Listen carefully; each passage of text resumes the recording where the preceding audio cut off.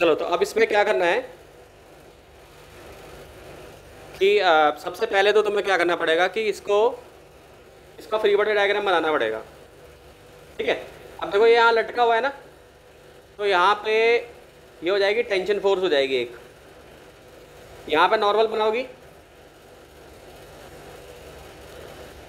यहाँ पे नीचे mg आ जाएगा, यहाँ पे एक लाइन खींचूंगा सीधी, ये बन जाएगा mg cos थीटा। ठीक, और यहाँ पे क्या बनेगा, एक सेकेंड, हाँ यहाँ पे क्या बनेगा,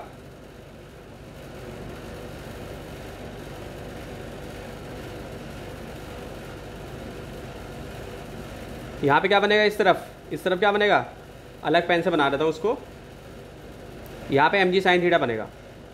ठीक, इस तरफ तो हम इसके पैरेलल यहाँ ले लेंगे, ये mg sin थीटा हो गया। अब तुम इसमें भी ऐसी बनाओगी तो यहाँ पे क्या होगा, ऐसे ही यहाँ पर भी बनेगा। ठीक, तो इसका नॉर्मल जैसे यहाँ पे दिखा दिया हमने, ये mg हो जाएगा, इधर यहाँ पे mg cos थीटा हो जाएगा। ठीक है, और यहाँ पे क्या हो जाएगा, mg sin थीटा।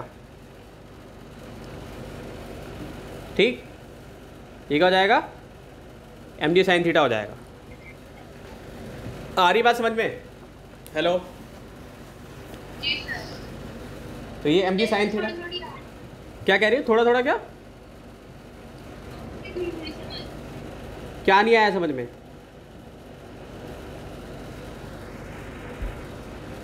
ठीक है, तो ये हो जाएगा टेंशन, यहाँ पे इसमें भी टेंशन हो जाएगा, और mg sin थीटा यहाँ पर हो जाएगा तुम्हारा। अब हमें टेंशन इसमें पता करनी है, तो हम ये मानेंगे कि मान लो हम ये बोले कि इसका पूरे सिस्टम का एक्सेलरेशन इस तरफ हो रहा है, ये मान लेंगे पूरे सिस्टम का एक्सेलरेशन इस तरफ हो रहा है। ठीक, समझ गए? तो हम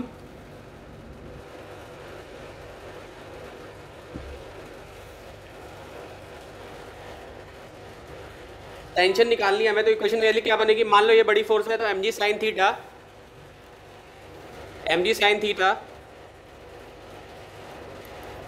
थीटा यहाँ पे कितना 30 है, minus tension equal to mass into acceleration.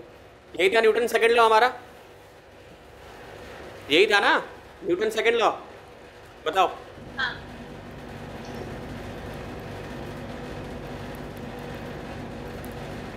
ये एफ नेट था, ये पूरा क्या था, एफ नेट था,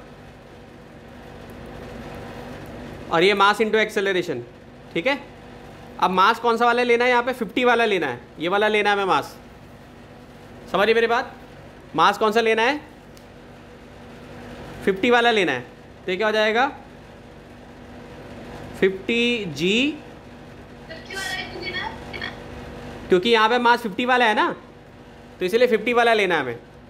तो 50g sin 30 minus T equal to 50 into acceleration हो जाएगा। ठीक, दूसरी इक्वेशन क्या बनेगी ऐसी, एक्सेलरेशन इस तरफ है तो बड़ी फोर्स कौन सी है, ये वाली है, छोटी फोर्स ये वाली है। ठीक है, इसको mg sin 60 लिख लो, ये हो जाएगा तुम्हारा।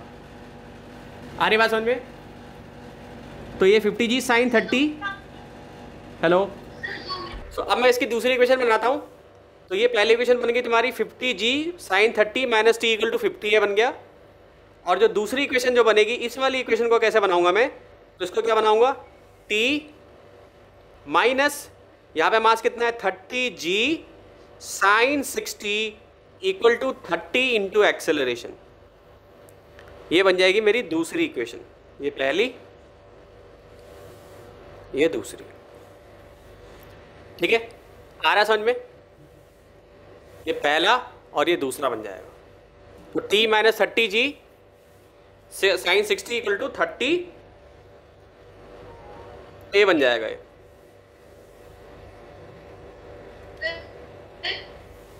ठीक है, तो अब हम इसको सॉल्व कर सकते हैं इजीली। तो देखो, सबसे पहले हमें क्या करना है कि हमें इस इक्वेशन को इसमें पुट कर देना है। या तो हम ऐसे भी कर सकते हैं, एडिंग 1 and 2 कर सकते हैं, एडिंग 1 and 2 इसको हम कर लेते हैं। तो ऐसा करने पे क्या होगा, यहाँ पे क्या आएगा तुम्हारा, इसको ऐड करोगी आप तो ये और ये तो कट जाएगा। क्या बचेगा 50g sign 30 minus 30g sign 60। Okay, और यहाँ पे क्या बन जाएगा 50a प्लस 30a कितना हो जाएगा बताओ, 50a प्लस 30a कितना बन जाएगा 80a। 50a प्लस 30a क्या बन जाएगा 80a बन जाएगा। ठीक है, 50g है यहाँ पे, तो g की वैल्यू कितनी लोगी, साइन 30 भी है तुम्हारे पास साथ में, g की वैल्यू को कॉमन लेके 10 ले लेते हैं, तो 10 बाहर ले लेते हैं, 50 साइन 30 हो जाएगा तुम्हारा लगभग 0.5 के लगभग पूरा अगर सॉल्व कर दे तो। ठीक, और ये हो जाएगा माइनस 30 साइन 60 की वैल्यू कितनी हो जाएगी तुम्हारी 0.866 हो जाएगी। ठीक, इसको 80 से डिवाइड कर देंगे, अब ये 80 नीचे आ जाएगा यहाँ पे, तो क्या आ जाएगा, ये हो जाएगा 10 50 इंटू 0.5 माइनस 30 इंटू 0.866, यहाँ पे क्या आ जाएगा तुम्हारा 80 आ जाएगा, ये कट जाएगा तुम्हारा यहाँ से, और यहाँ पे क्या आ जाएगा एक्सेलरेशन आ जाएगा। ठीक है, तो इसको सॉल्व करेंगे लगभग, तो ये आ जाएगा तुम्हारा 0.866 तो मुझे पता ही नहीं था, तो आपने याद किया हुआ है। नहीं, साइन 60 की वैल्यू क्या होती है बताओ, वो टेबल तुम्हें सिखाई है ना मैंने, 0 1/2 1/√2 फिर √3/2 फिर 1, ये 10th क्लास में पढ़ी होगी, 0 डिग्री 0 डिग्री 30 डिग्री 60 90 भेज तो दिए तुम्हें, पहले ही तो भेजे थे मैंने नोट्स। अब देखो यहाँ 60 क्या आ रहा है √3/2, तो √3 की वैल्यू क्या होती है 1.732 होती है, इसको 2 से डिवाइड करोगे तो लगभग इतने के लगभग ही आ जाएगा, तो याद कर सकती है तो अच्छी बात है। मेरे को याद नहीं है, मेरे को याद नहीं है ऐसे, तो पता है मुझे कि ऐसे होता है, मैंने रट्टा नहीं मार रखा इसको, लेकिन बच्चों को हमें एग्जाम नहीं देना ना, बच्चों को देना तो रटा हुआ आपका होना चाहिए कि भाई इसकी क्या वैल्यू होगी, समझ गए। तो ये अब आपका आ गया, ये हो गया, और इसके बाद अब ये 50 हो गया, ये g हो गया आपका, ये सॉल्व करोगे तो आंसर लगभग आएगा माइनस में आएगा 0.12, क्योंकि ये वैल्यू बड़ी निकलेगी ना, मीटर सेकंड -2, क्योंकि एक्सेलरेशन की यूनिट होती है, तो ये एक्सेलरेशन आ जाएगा आपका, समझ गए। ये क्या आ जाएगा एक्सेलरेशन आ जाएगा मीटर सेकंड, और ये क्या हो जाएगा -2 हो जाएगा। फिर आते हैं टेंशन पे आ जाते हैं। अब टेंशन कैसे निकलेगी भाई, एक्सेलरेशन आपकी आ गई तो किसी एक इक्वेशन में आप पुट कर दो, जो एक इक्वेशन आपके पास है ना, किसी एक इक्वेशन में आप उसको पुट कर दो। ठीक है, सो टेंशन में के लिए क्या लिखूंगा यहाँ पे, T = 30A plus 30G sign 60।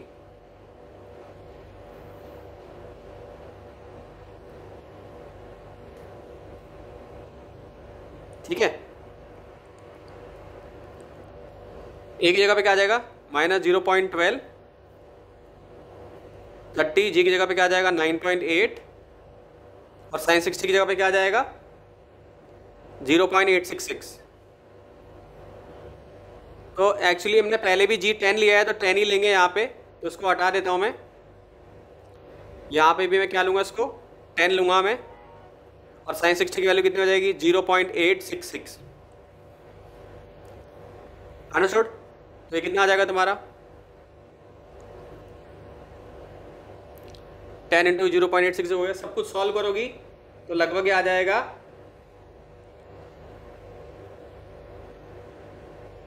244 के इक्वल आ जाएगा, ये 244। अगर आप मोबाइल से इसको करके देखो क्विकली तो 244 न्यूटन के लगभग आएगा ये।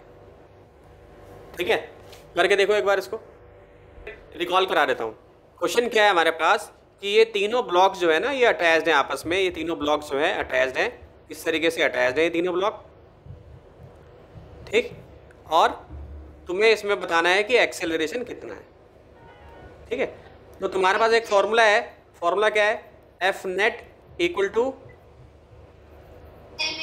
मास इंटू एक्सेलरेशन।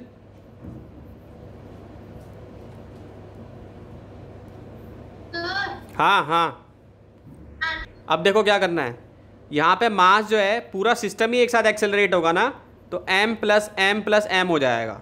एक्सेलरेशन तीनों का सेम होगा और यहाँ पे f ही लिखोगी तो यहाँ पे क्या आ जाएगा 3m आ जाएगा, a आ जाएगा। तो आंसर क्या आएगा इसका f अपॉन 3m a, ये आएगा। तीनों का मास सेम है, देखो ना ये लिखा हुआ है m, ये भी m, तीनों का मास सेम है। तो इस तरीके से हम इसको एक्सेलरेशन जो है वो निकाल सकते हैं इजीली। अंडरस्टूड? तो इस तरीके से हमने एक्सेलरेशन निकाल लिया इसका जो है तीनों का। तो क्या हो गया f अपॉन ये 3m हो गया और ये किसके इक्वल आ गया, a के इक्वल आ गया। क्लियर है कि नहीं है? अब इसी में एक चेंज कर दूं कि what is the net force on the block A. Block ए पे कितना लग रहा है, ब्लॉक ए पे कितना लग रहा है, net force on block A, does A apply on B. A ने बी पे क्या लगाया और बी ने सी पे क्या लगाया, ठीक है। तो सबसे पहला तो हमारे पास ये आ गया आंसर, ठीक। तो इसने कितना लगाया इस पे, इसका मास कितना है, एक्सेलरेशन फोर्स इक्वल टू इसका, इस पे देखेंगे नेट फोर्स ए पे कितना लग रहा है। So F equal to mass into acceleration, इसका मास केवल एक ही है ना, एक ही मास है ना इसमें। तो इसकी फोर्स कितनी हो जाएगी तुम्हारी, force equal to mass into acceleration होता है।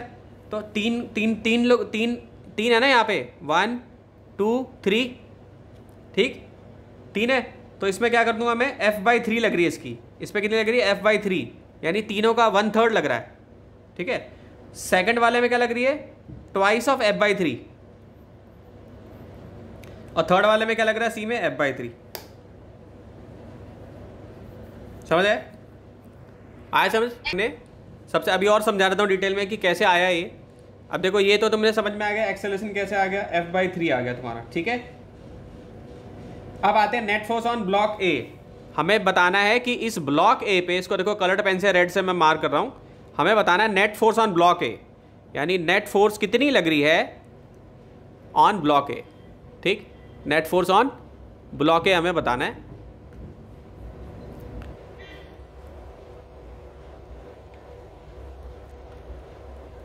ठीक, ये ब्लॉक ए, तो ब्लॉक ए पे अगर हमें निकालना है तो एफ नेट देखना है किस पे, हमें ब्लॉक ए पे कितना लग रहा है, तो हम उसको देखें, इसको F1 से रिप्रेजेंट कर देंगे, ठीक है। मास इंटू एक्सेलरेशन, इसका मास m है, एक्सेलरेशन कितने है पूरे सिस्टम का, f/3m है। तो इसको क्या लिख सकते हैं, m को ऐसे ही रहने देंगे और a की जगह पे क्या लिख सकते हैं, f/3m, ठीक है। m से m कट जाएगा, तो यानी कि क्या हो जाएगा, जो नेट फोर्स लग रही थी वो अपॉन 3 लग रहा है, कितना, F1 फोर्स इसमें लग रही है। अंडरस्टूड और नॉट?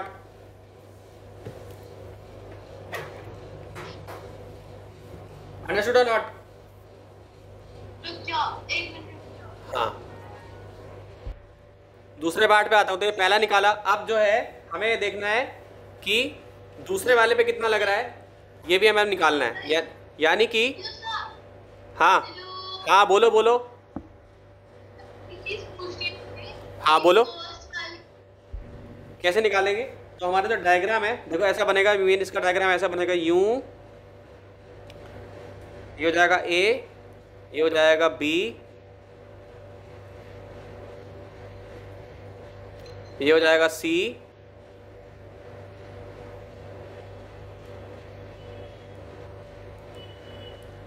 ये इसकी फोर्स हो गई,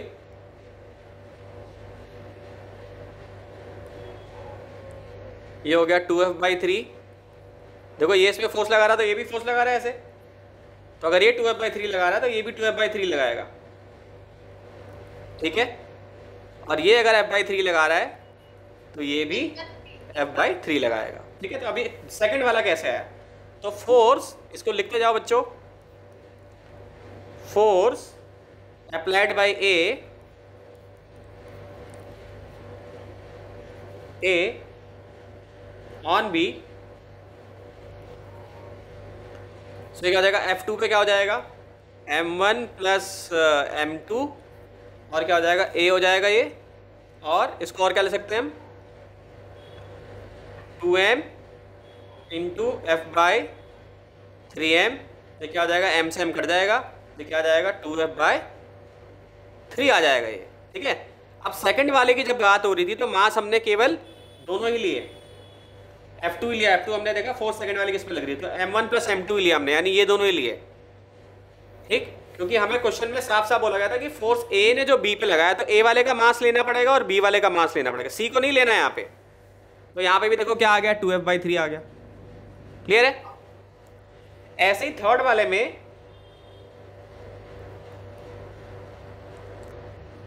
force applied by B on C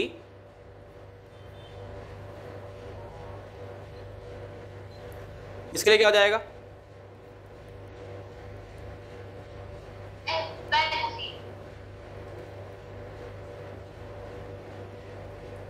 F/3 हो जाएगा।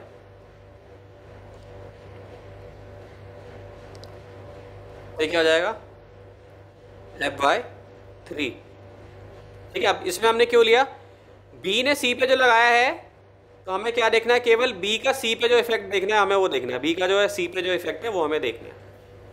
ठीक है, समझ गए? अब लेकिन इसमें एक सवाल और उठता है कि हमने ये वाला क्यों नहीं लिया हमने, क्योंकि यहाँ पे देखो इसका जो है 2F/3 लग रहा है, तो 2F/3 में से अगर आप माइनस करोगे F/3 तो क्या आएगा, F/3 ही आएगा, आएगा ना। तो इसीलिए इसका मास हमने कंसीडर नहीं किया है सेकंड वाले में। आ रही बात समझ में? इसलिए सेकंड वाला हमने नहीं किया है कंसीडर। अंडरस्टूड और नॉट? हेलो, समझ में आया?